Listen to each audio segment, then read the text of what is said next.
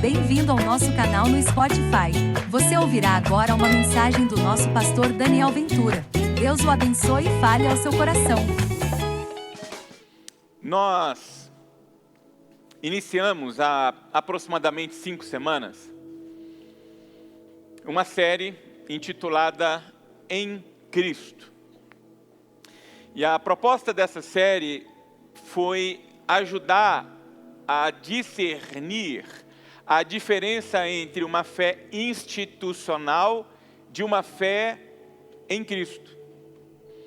E lá na nossa mensagem introdutória nós falamos que a institucionalização da fé fez com que nós adquiríssemos um olhar, uma compreensão equivocada sobre o conceito de cristão. E isso foi quase que esquematizado pela própria estrutura da institucionalização da igreja, que, como vimos, desde a sua gênese em forma institucional, Constantino é o elemento humano histórico que constrói toda essa plataforma sobre a qual hoje nós trafegamos institucionalmente. Fez com que, num determinado momento da história, a igreja atrelasse o seu vínculo à instituição. Aí nós tivemos o primeiro passo de vinculação, o batismo das crianças. Uma criança, uma vez batizada na igreja, ela tinha a sua história conectada à igreja. Uma criança que não era batizada na igreja e pela igreja, tinha uma consequência. A instituição dizia, é pagã, e se morrer pagã, vai para o purgatório. E assim nós construímos uma história da institucionalização da igreja. Depois nós tivemos todo um processo de construção do seu vínculo com a igreja até a morte, onde nós temos o último gesto de conexão entre a pessoa e a instituição igreja, que foi a extrema unção. E aí nós começamos a ressignificar um pouco o nosso olhar, a nossa mente, para entender que não necessariamente alguém que está dentro de uma igreja institucional é cristã.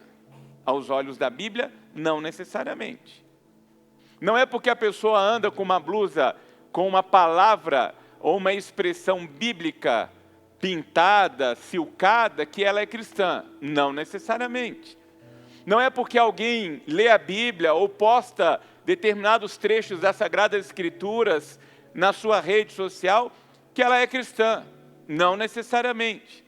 E aí nós fomos trabalhando essas diferenciações da fé institucional, da fé em Cristo Jesus. Se você não acompanhou as mensagens que aqui já foram proferidas, até o dia de hoje, no nosso canal no Spotify, basta você procurar por Casa Viva, Mensagens para a Vida, e lá você terá acesso a todas as mensagens já gravadas e que você poderá aí fazer a sua maratona, como diz a turma. Hoje pela manhã eu mencionei que uma família da igreja tinha comentado comigo que foi para o Rio de Janeiro e o trânsito foi tamanho que deu para ouvir umas 3 mensagens para ir, mais umas 3 mensagens para voltar. Então, a minha oração agora é que Deus trave tudo entre o seu caminho daqui para o Rio, para ter mais tempo de você estar aí ouvindo um pouco das nossas mensagens, tá? E o que a gente vai fazer hoje é continuar essa travessia, e eu quero ler com você o texto que estamos usando, pelo menos nesse momento da nossa caminhada, é a carta que o apóstolo Paulo escreve aos Filipenses. Hoje pela manhã, nós encerramos a outra série, que foi a série Alegria, também baseada no livro que o apóstolo Paulo escreve aos Filipenses, que é a carta aos Filipenses, lá no capítulo de número 4. E aí, à noite, com outro olhar, estamos falando também e utilizando as orientações de Paulo. Então, acompanhe aí Filipenses capítulo de número 3, e aqui Paulo está ainda relatando um pouco da sua experiência, o que a gente já fez nas semanas anteriores, com a fé institucional. E aqui ele continua falando um pouco sobre isso, e eu quero ler com você Filipenses capítulo 3, verso 10, que inclusive será projetado para que você que porventura não tenha aí um exemplar das Escrituras possa acompanhar. Filipenses capítulo 3, verso de número 10. Palavras do apóstolo Paulo. Quero conhecer a Cristo, ao poder da sua ressurreição e a participação em seus sofrimentos, tornando-me como ele em sua morte, para de alguma forma alcançar a ressurreição dentre os mortos. Essa mensagem tem tudo a ver com o que nós acabamos de celebrar aqui. Porque o que está sendo dito por Paulo é que quando nós estamos em Cristo, nós morremos com Cristo. Quando nós estamos em Cristo, nós ressuscitamos com Cristo. E isso, guarda no seu coração, nenhuma igreja, nenhuma religião, nenhuma instituição pode fazer. Só Jesus. Habilitar você, me habilitar a juntos morrermos com Cristo e ressuscitarmos com Cristo. E isso só é possível quando nós estamos nele. E essa é a grande diferença. Porque Jesus Cristo não fundou uma instituição. Jesus Cristo não organizou uma denominação. O que o Senhor Jesus Cristo veio foi sinalizar o reino de Deus. Ponto. E o reino de Deus é maior do que a igreja. O reino de Deus é maior do que a denominação. O reino de Deus é maior do que a igreja batista, presbiteriana, metodista, católica, do que a institucionalização da igreja. O reino de Deus é maior do que a Casa Viva, louvado seja Ele por isso. Porque tem tudo a ver com Ele. E não com a institucionalização. Mas o que Paulo quer dizer sobre participar com Cristo na sua morte e na sua ressurreição? Em primeiro lugar, participar da morte e ressurreição de Cristo é um atestado de que eu me converti. Porque a conversão é isso. A conversão espiritual é morte e ressurreição. É o que está em João 3,3. O texto será projetado. Em resposta, Jesus declarou: digo-lhe a verdade. Ninguém pode ver o reino de Deus se não nascer de novo. A mudança é tão radical quando nós estamos caminhando pela vida e de repente somos esbarrados pelo Espírito Santo de Deus, que é como se nós morrêssemos e nascêssemos de novo. É como se aquela pessoa que antes de conhecer a Cristo, ela não existisse mais. Agora é uma nova pessoa, é um novo modo de pensar, é uma nova forma de agir e de reagir. É isso que ele está dizendo aqui.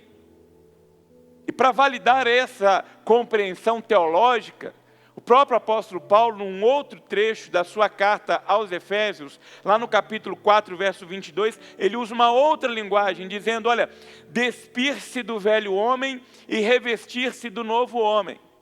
É como se nós trocássemos a nossa identidade, nos despíssemos daquilo que éramos e agora vestíssemos uma nova configuração, dando-nos uma nova identidade. Veja o que ele diz: quanto à antiga maneira de viver, verso 22 de Efésios 4, vocês foram ensinados a despir-se do velho homem, que se corrompe, e se corrompe por desejos enganosos, para serem então renovados no modo de pensar e a revestir-se do novo homem, criado para ser semelhante a Deus em justiça e em santidade, provenientes da verdade. E isso aqui também nenhuma instituição religiosa, nenhum líder religioso é capaz de fazer. No máximo que uma igreja institucional é capaz de fazer é doutrinar. Faça isso, faça aquilo, deixe de fazer isso, deixe de fazer aquilo. E aí nós temos, logo pós-reforma protestante, o acesso ao texto sagrado. E o livre acesso ao texto sagrado deu a livre interpretação do próprio texto. E a livre interpretação do próprio texto nos colocou numa gigantesca colcha de retalhos, no que chamamos de religiões pelo mundo afora, que são formas de olhar para o texto e entender o texto. E essa forma de olhar para o texto e entender o texto vai constituindo as doutrinas, as formas como nós queremos praticar o que está aqui posto. Por isso que você tem posturas diferentes entre determinadas comunidades de fé. Aquela comunidade de fé faz isso, aquela outra não faz. Aquela permite isso, aquela outra não permite aquilo. Por quê? Por conta de doutrinamento. E o doutrinamento tem a ver com comportamento, tem a ver muitas vezes, inclusive, o doutrinamento com a estética. Eu falei aqui, acho que domingo passado, época em que eu era pastor de jovens, fomos para um determinado local, alugar quadras para jogar, e aí de repente, num sol de 30 e tantos graus, todo mundo de tênis, short, bermuda, camiseta, chega um grupo de uma igreja.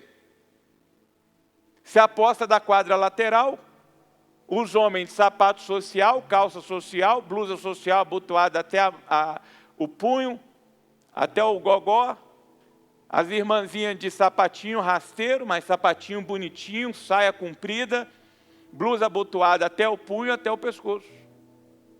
Opressão da religião. Opressão da institucionalização. É a forma de ler e interpretar o que define os nossos comportamentos e as nossas atitudes externas.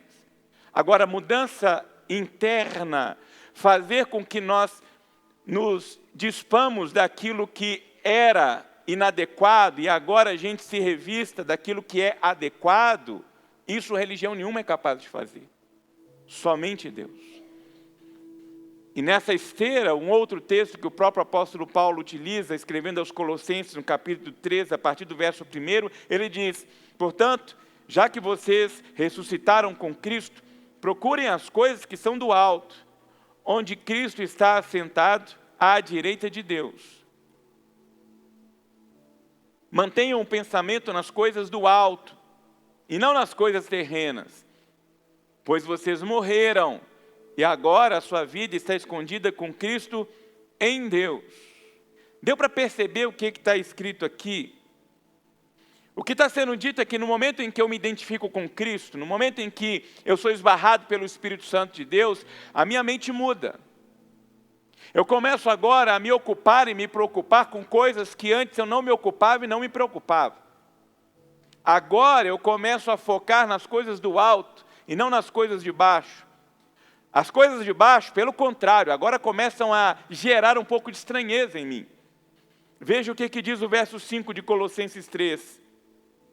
Assim, façam morrer tudo o que pertence à natureza terrena de vocês. Imoralidade sexual, impureza, paixão, desejos maus, ganância, idolatria.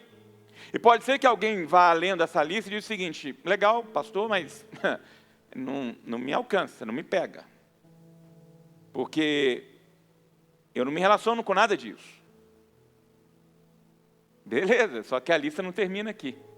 A lista continua. Veja o que Paulo diz no verso 8. Agora abandonem todas estas coisas: ira, indignação, maldade, maledicência, linguagem indecente no falar. Não mintam uns aos outros, visto que vocês já se despiram do velho homem com suas práticas e agora se revestiram do novo, o qual está sendo renovado em conhecimento à imagem do seu Criador. É aqui que a coisa aperta. Por quê? Porque quando a gente começa a ler agora essa lista, a gente fala assim: é verdade, agora pegou, agora esbarrou, de alguma forma pegou. Porque quem aqui nunca sentiu ira? Quem aqui em algum momento da sua travessia não se indignou com alguma coisa? Quem aqui nunca cometeu o pecado daquela... É que a turma tem uma criatividade que eu vou te contar. Chama o pecado branco, a mentirinha branca. Sabe aquela mentirinha? Quem nunca contou uma mentirinha? Só que Paulo está dizendo aqui para a gente é que quando a gente está em Cristo, e quando os nossos pensamentos agora estão focados nas coisas do alto, as coisas de baixo, por mais que tentem se manifestar, elas vão causando estranheza. Elas vão gerando em nós um tipo de reação, de olhar e falar assim, tem alguma coisa errada. Esse negócio não está legal aqui. Por exemplo, quem aqui já teve a experiência extraordinária de bater o dedinho do pé na quina de alguma coisa? Isso não é de Deus. E aí nós temos algumas reações. Eu, pessoalmente, nunca vi alguém cantar um corinho depois que bateu, né? A ponta do dedinho na quina daquele criado mudo perto da cama, né? Tchum, já refúgio a glória eterna.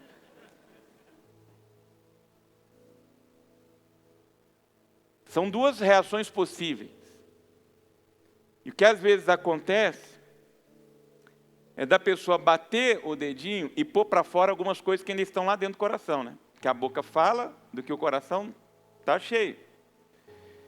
E aí a pessoa está lá, deu a tombada, e aí sai uma palavra chula, inadequada. Aí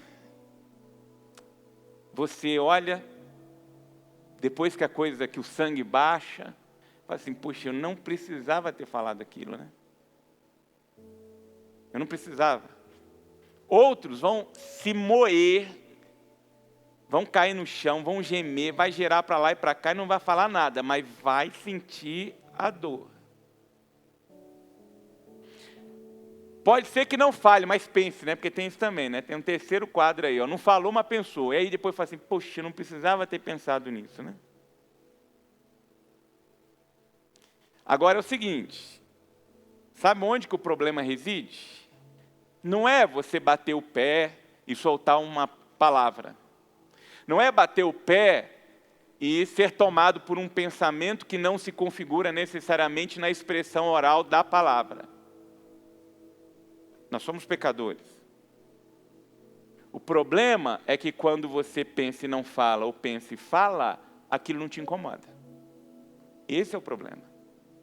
Se você soltar para fora algo que está atrelado à natureza antiga e aquilo que você ouviu, viu, a respeito do seu comportamento, atrelado à configuração do antigo homem, aquilo não te incomodar, opa, a chance de você estar hoje nutrindo uma fé institucional é gigantesco.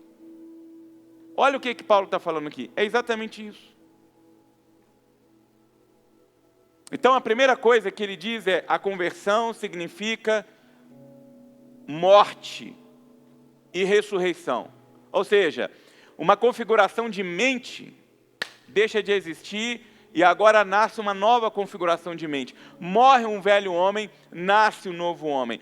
Esse controlado pela carne, esse controlado pelo Espírito. Ponto final. É isso que significa, inclusive, batismo. É por isso que nós, batistas, quando realizamos o batismo, e eu estou sendo bem enfático na expressão fonética das palavras, que nós fazemos por imersão e não por aspersão. Porque a simbologia para nós da imersão é de alguém que morre, então ele vai para uma posição como se ele estivesse submerso, é como no ato de ser submerso, ele estivesse sendo enterrado, e quando ele volta, é o ato da ressurreição. Então lá embaixo está morrendo uma criatura, só que o pastor tem que ser rápido, porque não dá para você ficar falando isso aqui com a pessoa lá embaixo, né? E aí volta com essa pessoa, quem volta? Volta agora uma nova criatura. Isso não aconteceu na água, tá? Deixa eu colocar isso bem claro aqui, sobretudo nesse tempo que gravam as coisas, recortam as coisas e postam as coisas. Isso não acontece na água. A água é água do imperador, normal, como qualquer outra água. O que está acontecendo ali é uma pública profissão de fé de algo que já aconteceu em Cristo. Nós só somos batizados porque antes nós nos encontramos com Cristo. Aquilo só faz sentido por causa de Cristo, está claro? Então é isso que ele está dizendo. E lá em Romanos 6,4 ele diz: portanto, nós fomos sepultados com ele na morte por meio do batismo, a fim de que assim como Cristo foi ressuscitado dos mortos mediante a glória do Pai, também nós vivamos uma nova vida. Então o que a gente está dizendo para todo mundo quando a gente batiza?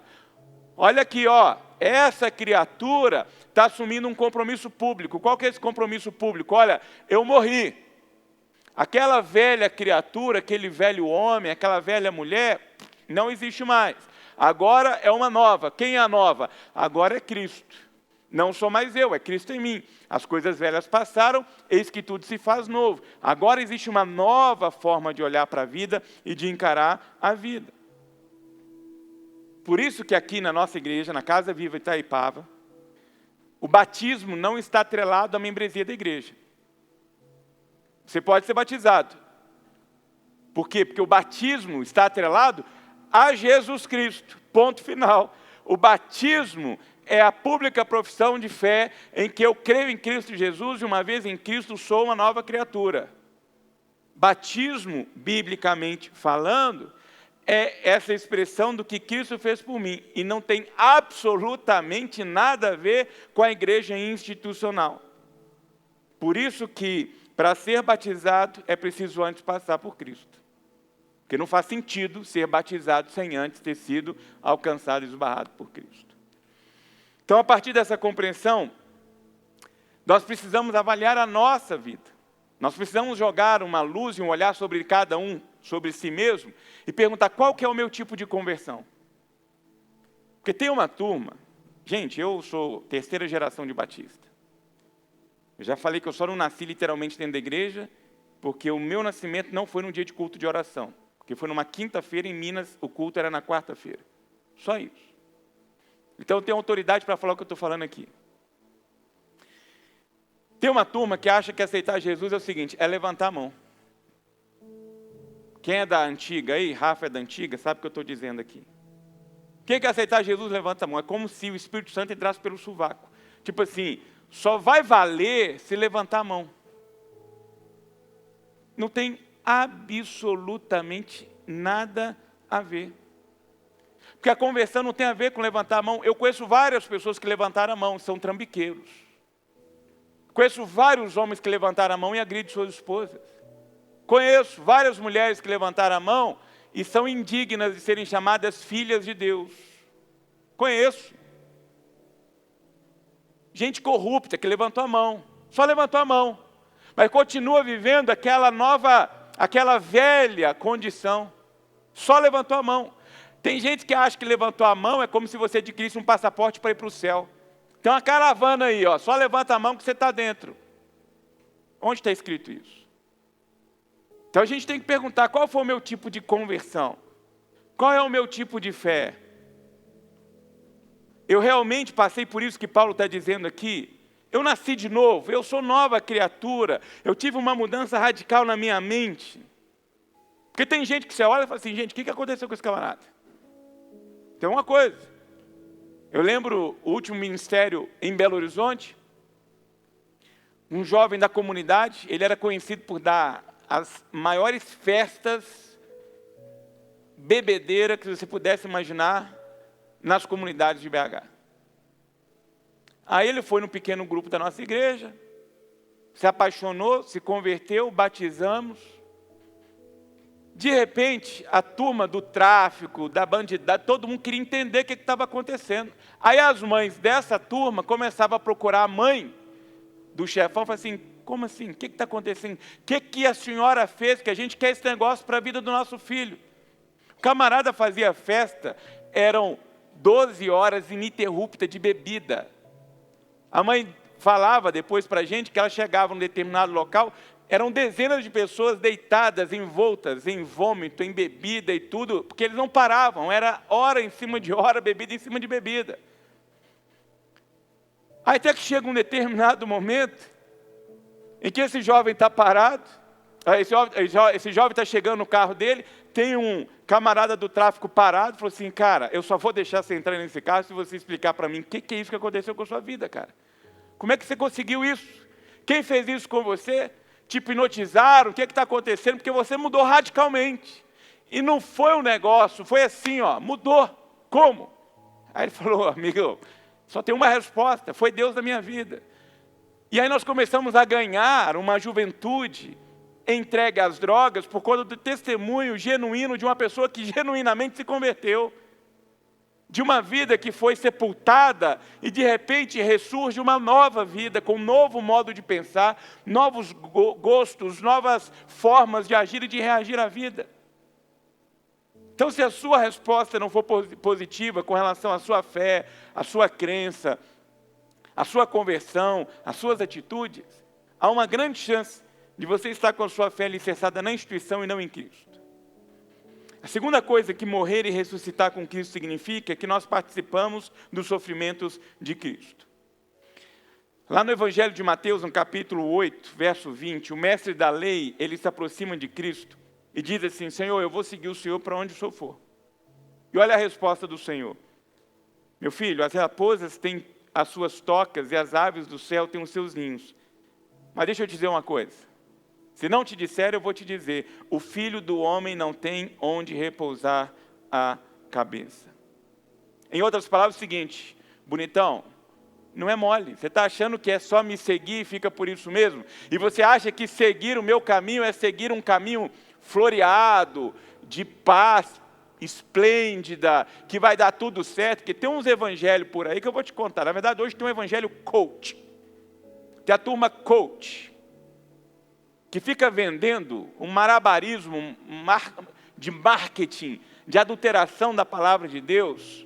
Outro dia eu vi um infeliz, porque não é feliz, é um infeliz, dizer que com Cristo nenhuma encravada você tem. Falei, meu filho, eu pensei comigo, eu devo estar com uns 2 demônios desses, porque eu estava com as 2 unhas encravadas. Mas é isso que a gente escuta por aí. Sabe, um evangelho ralo, água com açúcar. É um marketing que adultera. Eu fico olhando para isso e essa promessa de dinheiro no bolso, saúde para dar e vender, sabe?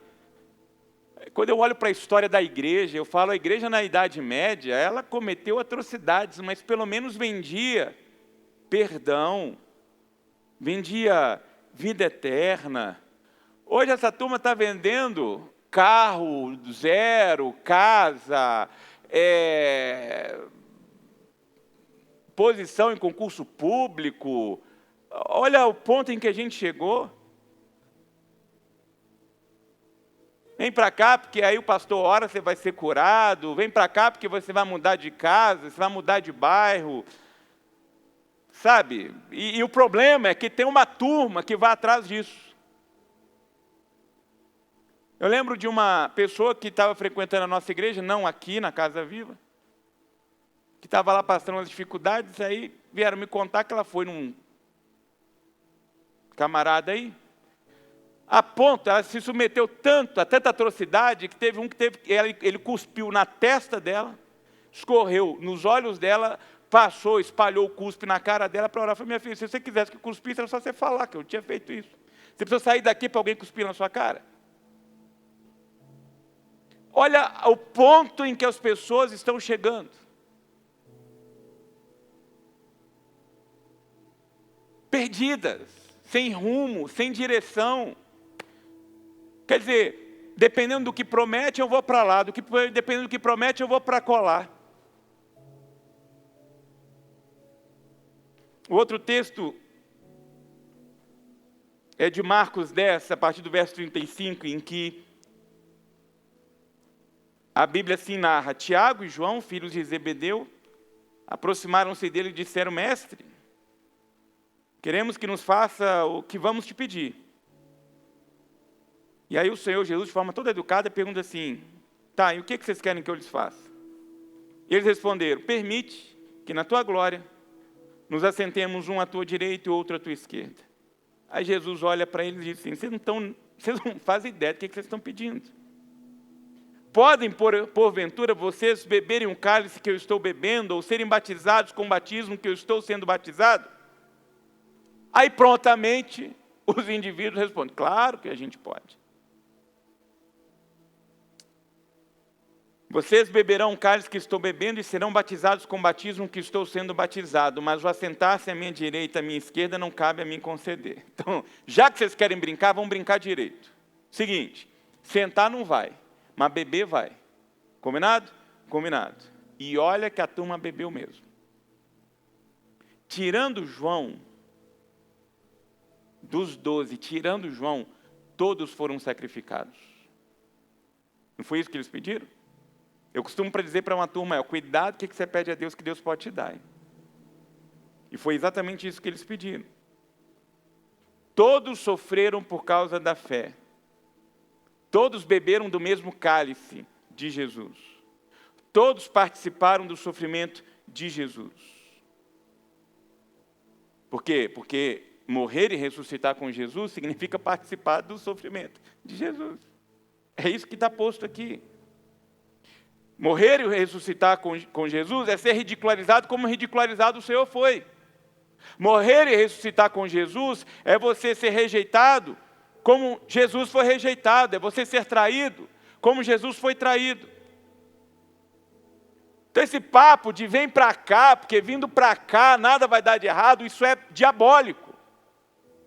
Pelo contrário, o que a gente tem de afirmativa na hora em que a gente se compromete a andar na trilha do reino de Deus, prepara o lombo, porque uma coisa é certa, é tribulação em cima de tribulação. É isso. Eu sei que não era o que você queria ouvir hoje à noite, mas eu não posso me furtar de pregar aquilo que está na palavra de Deus. Porque o que o Senhor Deus deseja de cada um de nós é que a gente viva a vida de fato, com integridade, sabe, com sinceridade, com responsabilidade. Porque, gente, o que vai valer de fato na contabilidade final, não é se você sabe cantar um corinho, não sabe, se você é um camarada gente boa, menina gente boa, se você é bonito, bonita, cheiroso, cheirosa, se você é boa praça, sabe? O que vai valer mesmo é como que a gente conduziu a nossa vida aqui, como que a gente agiu e reagiu diante da vida. Se nós de fato estamos dispostos ou não a viver uma vida digna de alguém que tem a condição de dizer, eu sou de Cristo sim. Eu abro mão disso aqui, porque eu amo acima de tudo o meu Senhor Jesus. Hoje de manhã nós falávamos sobre isso aqui. A turma dos atalhos. A turma das vantagens.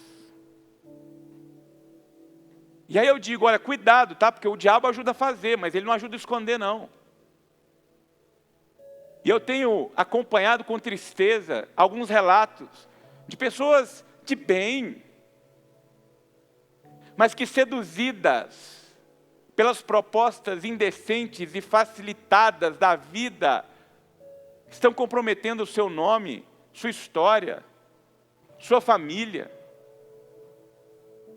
As escrituras, nos livros sapienciais, vão nos contar que está lá o perfumista preparando o perfume, enche as talhas de perfume, de água, depois entra com as essências, deixa aquilo lá fermentando, sai, e lá pelas tantas uma mosca passou, foi atraída pelo cheiro, pousou e caiu dentro de uma talha.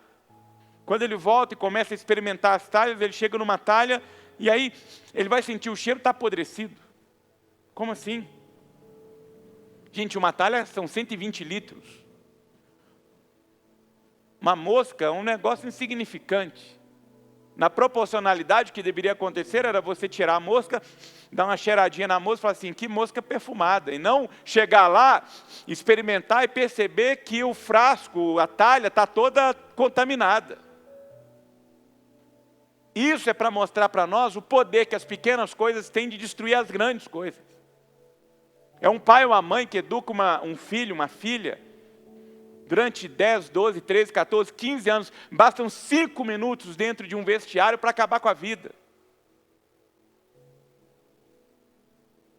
Está lá hoje, vocês acompanharam os noticiários de ontem, hoje, no processo eleitoral da presidência dos Estados Unidos.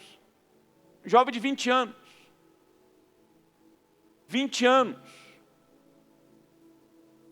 Aí você pode ter a certeza, se você volta à historicidade desse indivíduo, as decisões que o levou ali a ter a sua vida furtada, ceifada, com 20 anos.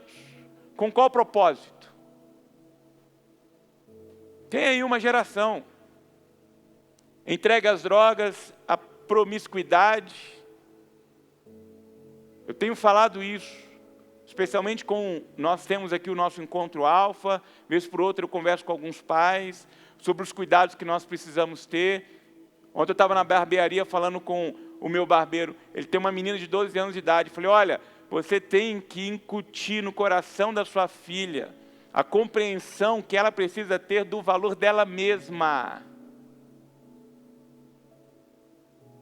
A gente está numa desvirtuação de valor e de princípio.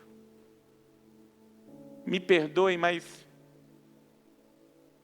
nós chegamos ao ponto de adulterar a identidade feminina. E o problema é que, por vezes, muitas vezes, isso com o aval e com a primazia das próprias mulheres. Sendo que fomos todos, homem e mulher, criados à imagem e semelhança de Deus. Então a grande pergunta é como que nós temos vivido a nossa vida diante de toda essa realidade? Será que nós estamos pagando o preço de verdade de sermos chamados filhos e filhas de Deus? Será que nós estamos de verdade dispostos a beber do cálice de Cristo Jesus? Será que estamos dispostos a pagar o preço no nosso ambiente de trabalho, nas nossas relações, nas nossas rodas de conversa, e dizer, não, olha, uma boa, amigão, estou fora.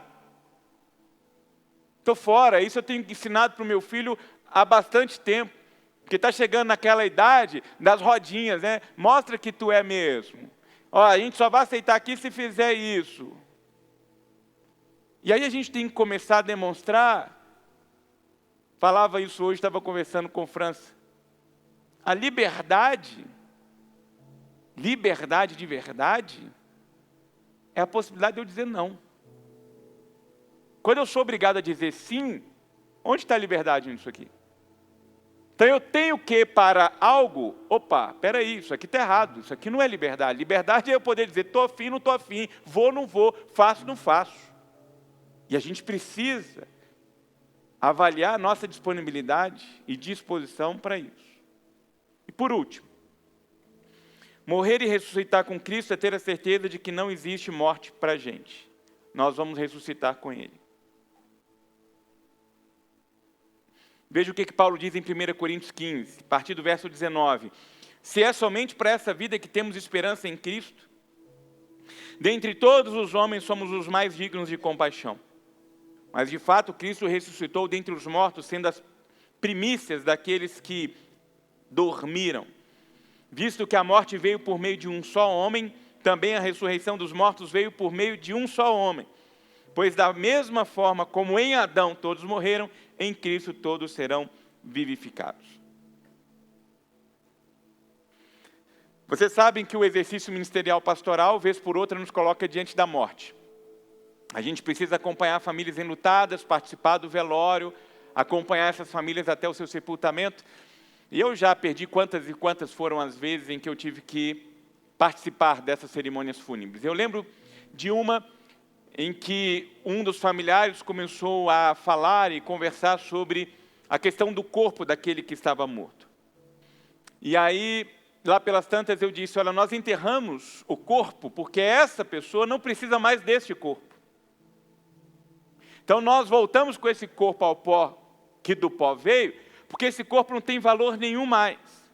E aí eu completei dizendo, eu tenho certeza que se nós tivéssemos aqui a oportunidade de voltar um bate-papo com essa pessoa, se ela ressuscitasse aqui e perguntasse para ela assim, vem cá, você está afim desse corpo de volta? Eu tenho certeza de que ela diria, jamais, deixa aí. Joga, põe em terra e põe uma placa em cima, não cutuca. Mas é interessante porque, às vezes eu fico pensando, será que a gente acredita mesmo nesse negócio? Porque eu já vi, pelo volume de vezes que a gente tem que passar por essa situação, gente entrando no desespero um dia de enterro. Aí começa a abraçar caixão, começa a gritar, eu quero ir também. Mentira, quer nada. Quer nada. Eu lembro de uma história que conta, eu não estava lá, não sei até que ponto também esse negócio é lenda, mas que ilustra bem isso aqui, que lá na minha família passada, estava lá uma dessas tias, né? Eu quero ir também. Na hora que estão descendo com o corpo, ela escorregou, caiu lá para debaixo. Na hora que ela caiu, ela já levantou, me tira daqui. Eu falei, a senhora não estava querendo ir? Então, ninguém está afim de ir, gente. Inclusive, eu estou passando minha senha. Se alguém quiser pegar aí, estou liberando. Eu não tenho medo da morte, mas não estou com pressa de morrer. Por que eu estou falando isso? Porque quando a gente perde essa percepção, Paulo vai dizer aqui, essas pessoas são dignas de compaixão. Porque quando a gente está em Cristo, quando a gente olha um esquife, a gente sabe o seguinte, essa pessoa não está mais aqui. É claro que a gente vai chorar, é óbvio. Só que nós não vamos chorar por ela. Presta atenção nisso. Eu não sei se você já percebeu, quando a gente chora de verdade, a gente está chorando por nós mesmos. Porque aquela pessoa não está lá mais para nós. A gente não está chorando por ela. Porque se a gente está em Cristo, e é interessante isso, né? Porque quando a gente entra na vida, todo mundo aqui entrou na vida chorando. E aí todo mundo lá, irmão Lélio, ao nosso redor, sorrindo, né? Tá chegando, chegou, aquela coisa toda. Mulheres, cuidado com a água da igreja, tá? Só uma dica aqui, viu? Porque tem uma turma aí, saiu mais uma grávida semana passada. Aqui é o seguinte, termina uma, entra outra. Hoje de manhã tivemos a apresentação da Marie. Andrezão, essa semana, hein, André? Essa semana nasce o Anthony, e aí vem aí mais um casal grávido da nossa igreja. Mas quando a gente entra chorando, todo mundo sorrindo. O grande objetivo é a gente viver a vida de tal forma que quando a gente sai de cena, as pessoas ao nosso redor choram, porque sabe, poxa, eu não vou ter mais a oportunidade, não vamos mais tomar café juntos, não vamos ter mais o nosso tempo de bate-papo, como essa pessoa era boa para mim, como fazia bem para mim. Só que enquanto está todo mundo chorando, essa pessoa que viveu a sua vida em Cristo, gente, está partindo dando gargalhada, só alegria. Por quê? Porque o que está preparado para ela do outro lado é infinitamente melhor do que a gente tem do lado de cá. Porque não existe, só para lembrar, esse negócio de purgatório, esse entremundo, entre esse mundo e o outro mundo, não existe isso. Biblicamente não existe isso. Tanto é que o próprio Senhor Jesus Cristo é claro em dizer lá para o ladrão, fica tranquilo, amigão, hoje a gente está junto. Não é, segura a onda aí, deixa passar 1000 anos, aí a gente vai bater um papo daqui 1000. Não. Hoje a gente está junto. Por quê? Porque quem está em Cristo, quando morre, sai do Cronos e entra no Kairos. E como o Kairos não tem tempo, o que tem tempo é o Cronos, é o passado, o presente e o futuro, é o cronômetro. O Cronos é regido por espaçamento temporal, o Kairos não. Tanto que quando a gente sai daqui, a gente já abre os olhos, está tudo acontecendo ao mesmo tempo. Jesus veio, teve o julgamento, você tapa, já está no céu ou no inferno. É isso aí, ponto final. Vamos ficar lá no seio de Abraão, seja lá, vamos dar qualquer nome que vocês queiram. Não. É isso que acontece aqui. Por isso que Jesus diz, aquele que vive jamais morrerá. Então, quando chegar a hora, quando a gente fechar os olhos aqui, imediatamente nós receberemos um corpo transformado, glorificado na presença de Deus. É isso que a Bíblia ensina para a gente. Então, morrer e ressuscitar com Cristo significa participar da ressurreição de Cristo. Eu participo da morte dele na minha conversão, morrendo e nascendo. Eu participo dos sofrimentos dele também na sua ressurreição, mas isso só acontece quando eu estou em Cristo Jesus. E eu queria encerrar pedindo para que você fizesse essa avaliação, essa autoavaliação. Você hoje possui uma fé em Cristo? Ou diante de tudo aquilo que você ouviu, você percebeu que de alguma forma a sua fé está alicerçada na instituição? E não estou falando necessariamente da Casa Viva, não. Porque o que de fato é decisor, e a gente já falou sobre isso aqui durante todo esse tempo, é onde está de fato o nosso coração. Por isso que eu queria orar com você, orar por você. Mas antes, dar a você a oportunidade de aí fechar os seus olhos, conectar o seu coração ao coração de Deus e de forma autêntica, genuína, verdadeira, sincera, dizer para Deus: Deus, eu me peguei aqui conectado mais à instituição do que à pessoa de Jesus, o teu Filho.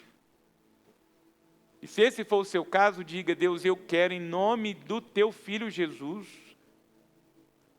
ser ou ter a minha mente, o meu olhar ressignificado, porque eu quero ser encontrada nele.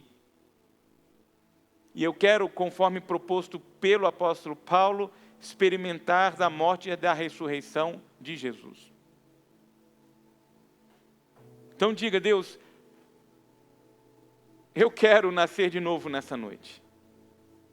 Eu quero uma nova vida, um novo pensamento, um novo olhar. Eu quero, e eu sei que essa igreja, outra igreja, esse pastor, outro pastor, ninguém vai ser capaz de promover isso na minha vida, senão o Senhor. E diga: Deus, eu quero experimentar disso, para o meu bem, porque eu quero viver uma vida digna, eu quero viver uma vida plena, eu quero viver uma vida cheia de significado, e eu quero, acima de tudo, ter a garantia de que quando eu morrer, quando os meus olhos fecharem nesta realidade, eu os abrirei na tua presença na eternidade. Deus, em nome de Jesus, sonde cada coração. E se porventura nesta noite alguém tomou essa decisão, que o Senhor realize essa obra salvífica, linda, através do teu Filho Jesus. Que essas mentes, esses corações possam agora, de mãos dadas com o teu Espírito Santo, experimentar da vida que só o Senhor é capaz de oferecer. Uma vida repleta de significado, de sentido, de alegria, de paz, de contentamento, para que, diante das situações e das circunstâncias dessa vida, nós não nos percamos, mas possamos ser encontrados de mãos dadas com o Senhor. E se porventura o nosso tempo nessa realidade findar, de igual modo nós sejamos encontrados com o Senhor. Esse é o nosso desejo, é o que precisamos, é o que de fato faz sentido para tudo aquilo que a gente está vivendo. Por isso nós nos rendemos, consagramos as nossas mentes, os nossos corações, desejosos de experimentar isso, para o nosso bem, para o bem da nossa vida aqui e para o nosso futuro aí, ao lado do Senhor. E essa oração nós fazemos não por mérito, mas graças à pessoa de Jesus Cristo, que morreu e ressuscitou, e que sejamos encontrados nele. Em nome de Jesus. Amém.